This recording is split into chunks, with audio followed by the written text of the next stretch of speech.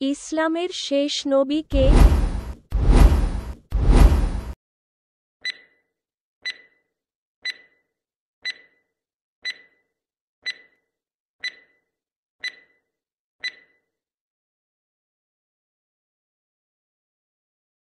মুসলমানদের পবিত্র গ্রন্থ কোনটি?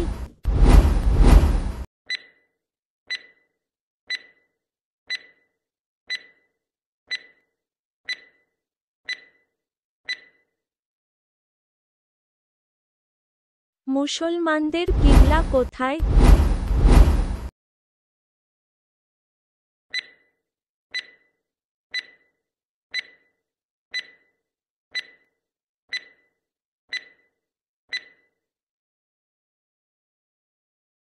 ইসলাম ধর্মে কয়টি ফরজ নামাজ আছে?